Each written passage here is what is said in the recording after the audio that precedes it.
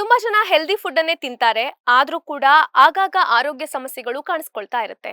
ಯಾವ ಮೆಡಿಸಿನ್ ತಗೊಂಡ್ರೂ ಆರೋಗ್ಯ ಸಮಸ್ಯೆ ಮಾತ್ರ ಕಡಿಮೆ ಆಗೋದಿಲ್ಲ. ಹೇಗಾಗತ್ತೆ ಹೇಳಿ? ನೀವು ತಿನ್ನೋ ಆಹಾರ ಹೆಲ್ದಿ ಆಗಿರಬಹುದು, ಬಟ್ ನಿಮ್ಮ ಫುಡ್ ಕಾಂಬಿನೇಷನ್ ಹೆಲ್ದಿ ಆಗಿದೆಯಾ ಅನ್ನೋದ್ರ ಬಗ್ಗೆ ಯಾವತ್ತಾದ್ರೂ ಥಿಂಕ್ ಮಾಡಿದೀರಾ?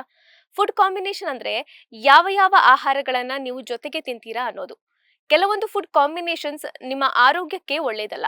ಅವುಗಳಲ್ಲಿ ಮುಖ್ಯವಾಗಿ ಬರುವಂತದ್ದು ಊಟ ಆದ ತಕ್ಷಣ ಟೀ ಅಥವಾ ಕಾಫಿ ಕುಡಿಯೋದು.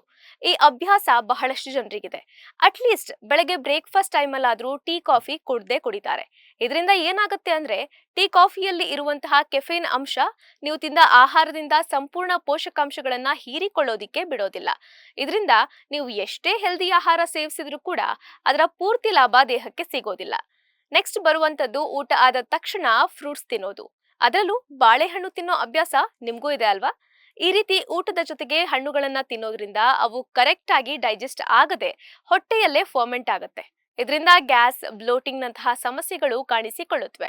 ಇನ್ನು ಕೊನೆಯದಾಗಿ ಊಟ ಆದ ನಂತರ ನೀರನ್ನ ಕುಡಿಯೋ ಅಭ್ಯಾಸ.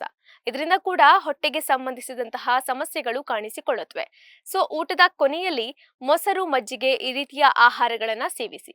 ಇದೇ ರೀತಿಯ ಇನ್ನಷ್ಟು ಹೆಲ್ತ್ ಟಿಪ್ಸ್ಗಾಗಿ ಡಾಕ್ಟರ್ ಬಾಸ್ ಯೂಟ್ಯೂಬ್ ಚಾನೆಲ್ನ ಸಬ್ಸ್ಕ್ರೈಬ್ ಮಾಡಿ, ಹಾಗೆ ಬೆಲ್ ಐಕನ್ ಕ್ಲಿಕ್ ಮಾಡಿ.